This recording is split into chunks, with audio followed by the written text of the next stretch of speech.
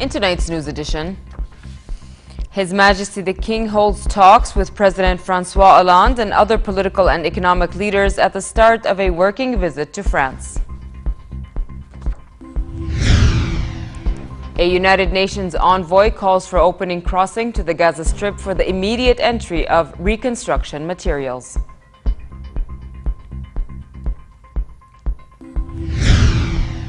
And polls show support for Scotland staying in the United Kingdom just ahead of backing for independence on the eve of Scotland's historic referendum.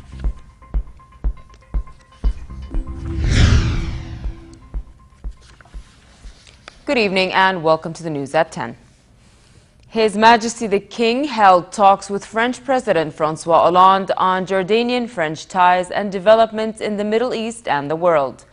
King Abdullah, accompanied by Her Majesty Queen Rania, arrived in Paris earlier in the day on a working visit. The King, also accompanied by His Royal Highness Prince Hashim bin Abdullah, met with a number of senior French officials and key economic and religious leaders and intellectuals. From Paris, His Majesty will head to New York, where he will be leading Jordan's delegation to the 69th United Nations General Assembly. The King will deliver a keynote speech on Jordan's position towards the latest developments in the Middle East and challenges facing the region. The Palestinian issue, Syria, and the fight against terrorism will dominate the King's address.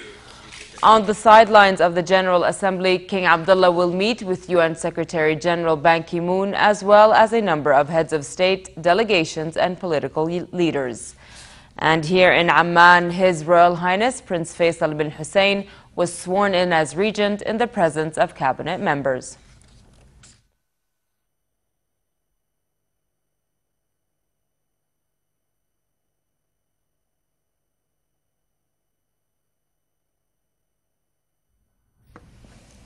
The cabinet discussed the problems of the heavily indebted National Electric Power Company, NEPCO, which has incurred increasing losses as a result of the disruption of Egyptian gas supplies. The halt to gas supplies had prompted the National Electric Power Company to switch to the costlier heavy fuel for electricity generation. During a meeting chaired by Prime Minister Abdullah Mansour, ministers were briefed on the mounting losses of the company. The government said it had transferred the amount of 1.8 billion dinars to NEPCO during the first 8 months of this year. The company's losses are estimated to reach almost 1.5 billion dinars by the end of the year. Also on the meeting's agenda was recommendations passed by the Economic Development Committee that focuses on transport sector indicators for the April to June period. The lower house opened a debate on the 2014 income tax draft law, a key item on its extraordinary session's agenda. The debate got off to a heated start after lawmakers rejected a notion presented by one MP to postpone the discussion during today's session, chaired by Acting Speaker MP Ahmed Safadi and attended by Prime Minister Abdullah Mansour. Some lawmakers have called for the draft to be sent back to the House's Investment Committee for further examination and to defer a vote on the law. In remarks during the debate, Mansour told the legislature that the draft guarantees fairness as it taxes the rich for the benefit of the poor. The head of the investment panel said it had been in the past 6 months in consultation with international experts and the International Monetary Fund over the income tax bill. If the draft was postponed, he warned it would adversely impact the national economy. U.S. President Barack Obama vowed the United States will not fight another ground war in Iraq. The president is seeking to reassure Americans about the level of U.S. involvement after a top general suggested combat troops could be deployed against Islamic State militants.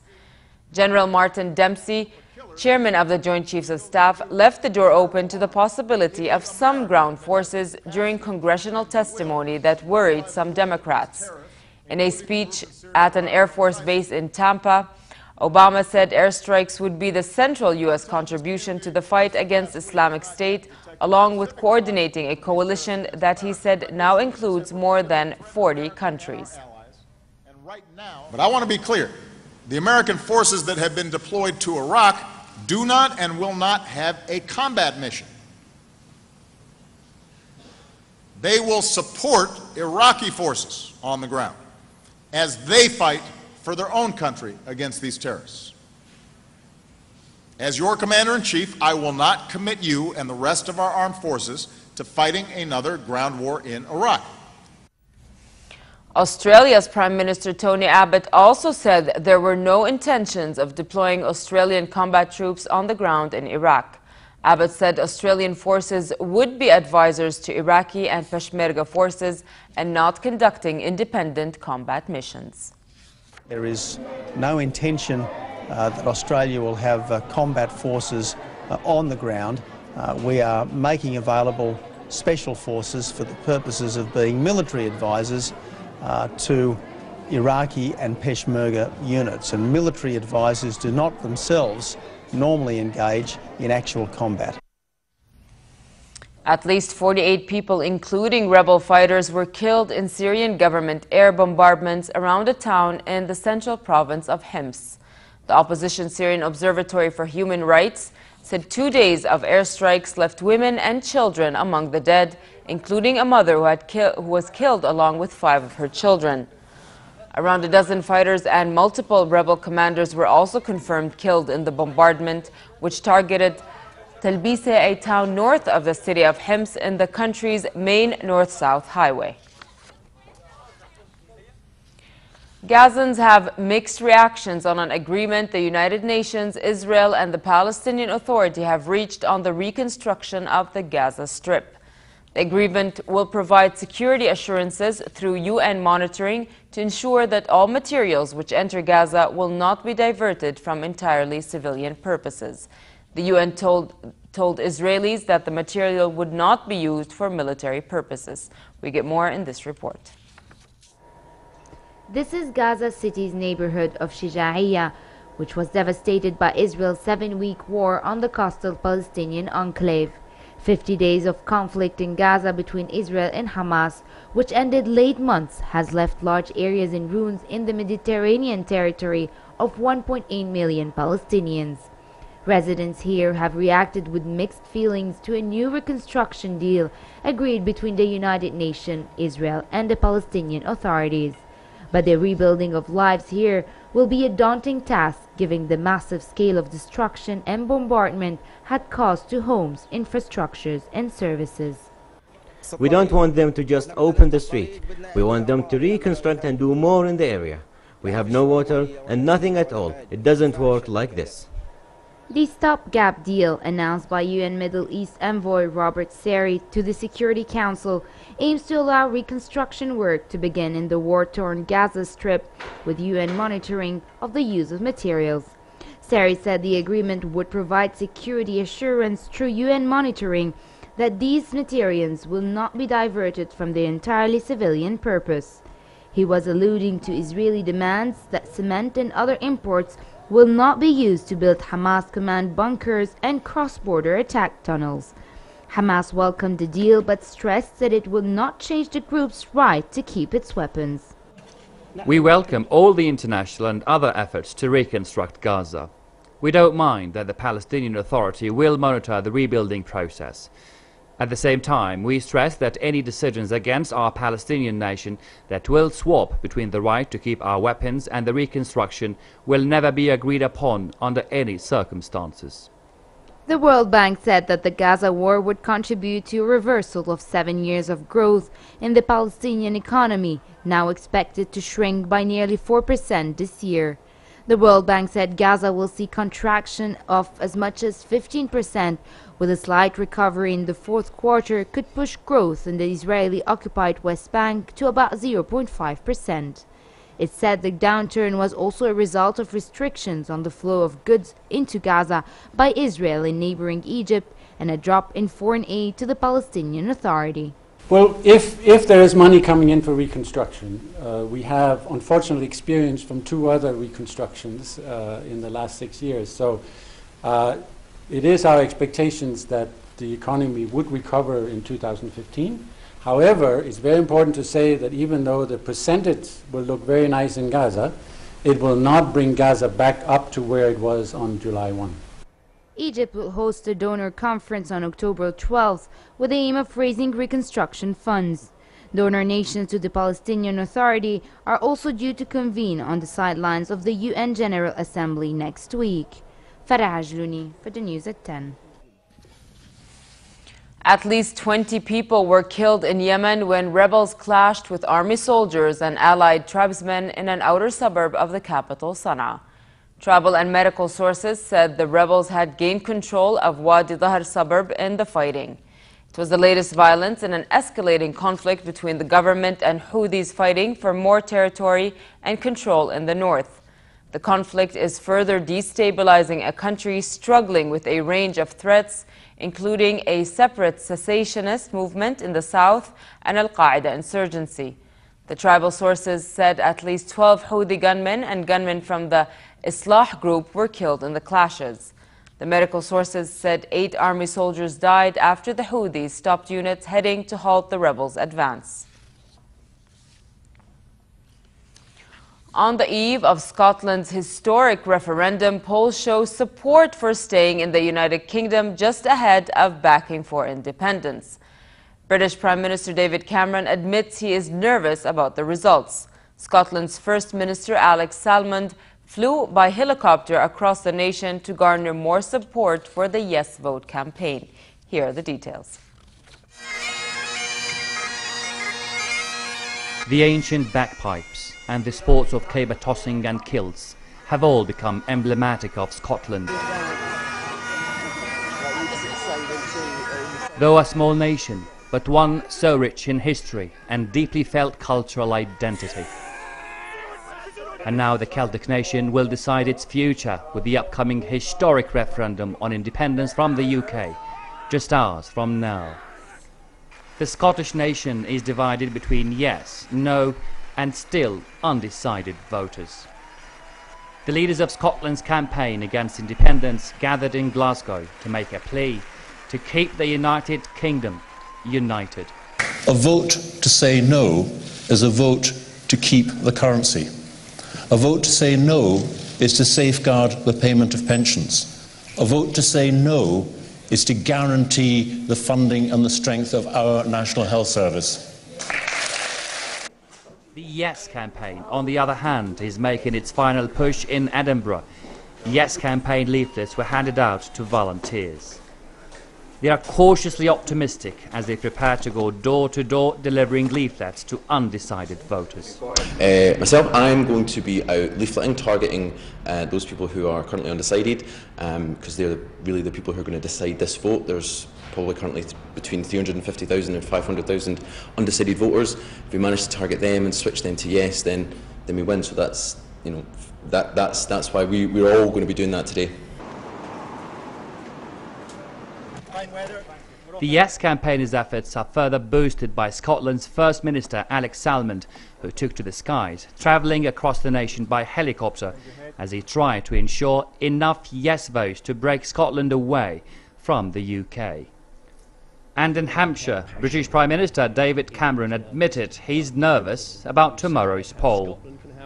However, he said he's confident that no campaigners had done enough to persuade Scottish voters of the benefits of staying in the Union. Well, of course, everyone who cares about our United Kingdom, and I care passionately about our United Kingdom, is nervous, but I'm confident that we've set out how Scotland can have the best of both worlds, a successful economy with the growing number of jobs we see today. And the councils with the largest share of the electorate, which could most easily affect the overall result, are Glasgow, Edinburgh, Fife, North Lanarkshire, South Lanarkshire and Aberdeenshire. So Scotland is on the verge of a historic decision. A yes vote would spell the end of the 307-year-old union with England and the breakup of the United Kingdom, as well as economic uncertainty. Radha Plush for the news at 10. East African ministers held a conference in the Kenyan capital Nairobi on joint efforts to fight the Ebola epidemic. The virus has caused much havoc in West Africa, but the World Health Organization believes the worst is yet to come. The two-day regional conference was attended by ministers of transport, health, immigration, and East Africa Community Affairs from 8 nations. The Kenya Ministry of Health said the objective of the meeting was to come up with a comprehensive response to the Ebola outbreak that has so far affected some West African countries. A Kenyan Ministry of Health official said her country might close its border if the situation worsens. We at the East African community, we have this agreement that enables people to move freely across the borders. So it means that at that point, we need to seal our borders and ensure that the people within the region are not affected by Ebola.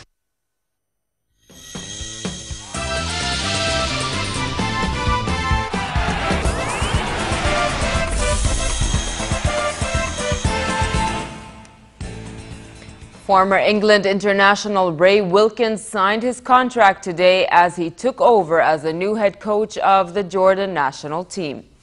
The former Manchester United, Chelsea and Queen's Park Rangers player was given the job on the recommendation of His Royal Highness Prince Ali bin Hussein, President of the Jordan Football Association. His appointment comes less than 5 months before the AFC Asian Cup in Australia, which Jordan has qualified for in the same group as South Korea, United Arab Emirates and Saudi Arabia. Wilkins told a news conference in Amman he would not be satisfied by only reaching the Asian Cup quarterfinals, which the team achieved in 2011. We have to go a couple better. It's either the semi-final or the final. We're here to actually win. I think with where we've come from, in England we have a winning mentality, and the clubs that I've been with, the winning mentality has been very strong. Therefore, I want to come here and I want to succeed. I don't want to lose. England's great football rivalry with Germany looks likely to go head-to-head over the rights to stage the finals of the Euro 2020 tournament. On Friday, European football's governing body UEFA is due to name the 13 venues to hold the Pan-European Championship in 6 years' time. England are hopeful of being awarded the right to stage the semi-finals and final at Wembley, and Germany is also aiming to host the 3 matches at Bayern Munich's Allianz Arena. There are 19 countries bidding for the right to stage games, with the English and German FAs the only ones bidding to stage the last 3-match package. And finally, cool tonight in most regions with moderate winds. Tomorrow, a slight drop in temperature is expected. Therefore, it will be relatively hot across the country and hot in the Badia and Jordan Valley with the appearance of clouds. Winds will be northwesterly moderate to brisk. The Gulf of Aqaba should expect a warm night and hot day tomorrow with northerly winds and slightly choppy seas. Next are the lows and highs for tonight and tomorrow.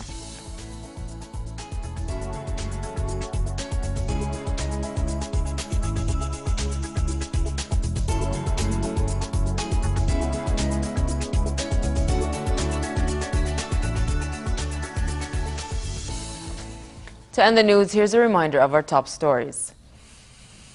His Majesty the King holds talks with President Francois Hollande and other political and economic leaders at the start of a working visit to France. A United Nations envoy calls for opening crossings to the Gaza Strip for the immediate entry of reconstruction materials.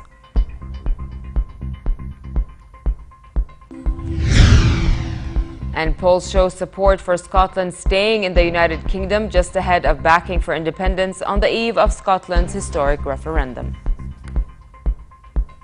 With that, we come to the end of tonight's news. I'm Nancy Khair. Thank you for watching and have a good night.